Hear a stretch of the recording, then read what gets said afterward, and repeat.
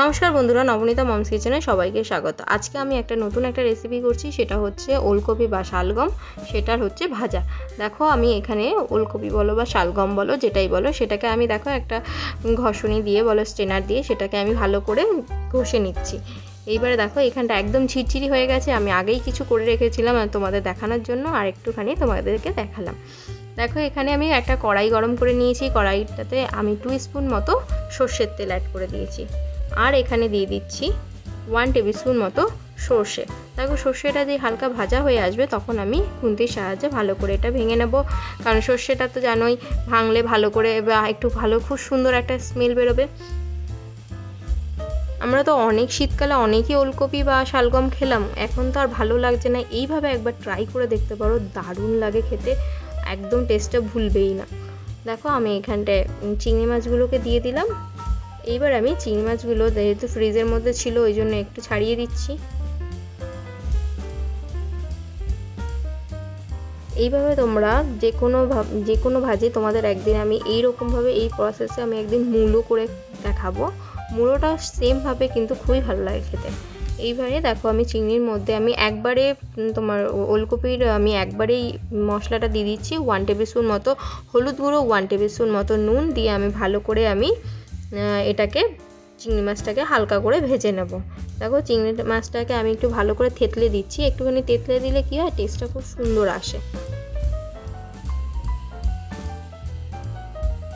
এইভাবে একবার তোমরা বানিয়ে দেখো, দেখবে খুবই সুন্দর টেস্ট লাগে। আর একটু দেখো আমরা ওলকপির ঝোল, ওলকপি অন্যরকমভাবে অনেকভাবে আমরা অনেকেই ট্রাই করেছি, কিন্তু এইভাবে একবার খেয়ে দেখো, একদম টেস্টটা অন্যরকম লাগবে। এইবার দেখো আমি এখানে একটা চেরা কাঁচা লঙ্কা দিয়ে দিলাম,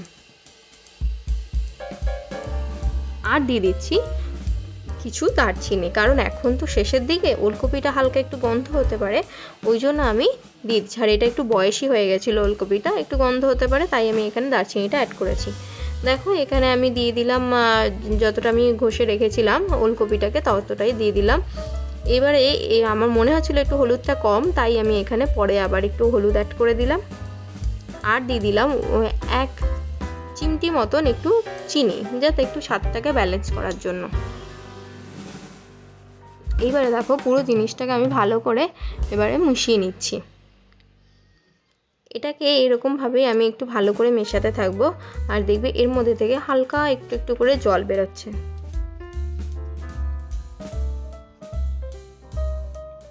এটাকে ভালো করে আমি দেখো মিশিয়ে নিচ্ছি। এটাকে খুব ভালো করে মিশিয়ে নিতে হবে, কারণ এটা তো একটু গায়ে গায়ে লেগে থাকে, ওই জন্য একটু ভালো। এবারে দেখো আমি একটু টেস্টটাকে একটু অন্যরকম করার জন্য এর আগে যতটা আমি সর্ষের তেল দিয়েছি, পরে আবার আমি 1 স্পুন মতো সর্ষের তেল ওপর থেকে ছড়িয়ে আমি 10 মিনিটের জন্য ঢেকে দিয়েছিলাম।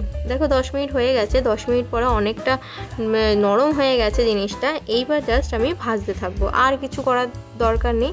এইবারে একদম মিডিয়াম ফ্লেমে আস্তে আস্তে করে আমি ভেজে নেবো এটাকে।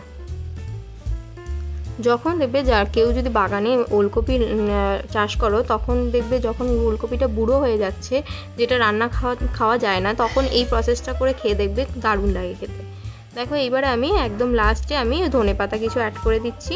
এই ধনেপাতাগুলোকে আমি এর সঙ্গেই হালকা করে নাড়িয়ে নেব। আমার রান্নাটা প্রায় শেষের দিকে। এই ভাপে ভাপে যতটা ধনেপাতা মোটামুটি সেদ্ধ হয়ে যাবে, কারণ ধনেপাতাটা খুব একটা তো সেদ্ধ দরকার পড়ে না, হালকা একটু নরম হলেই হয়। দেখো একদম মনে হচ্ছে যেন এটা একদম নরম হয়ে গেছে।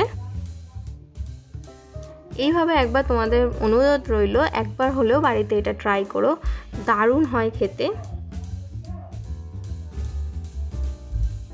আমার রান্নাটা হয়ে গেছে, এইবার জাস্ট সার্ভ করে দিলেই হয়ে যাবে। তোমরাও বাড়িতে বানাও, আশা করি ভালোই লাগবে। আর আপনাদের কেমন লাগলো ভিডিওটা অবশ্যই কমেন্ট করে জানাতে ভুলবেন না। ভালো থাকবেন, সুস্থ থাকবেন। আমি আবার আসবো নতুন একটা রেসিপির সঙ্গে। নমস্কার।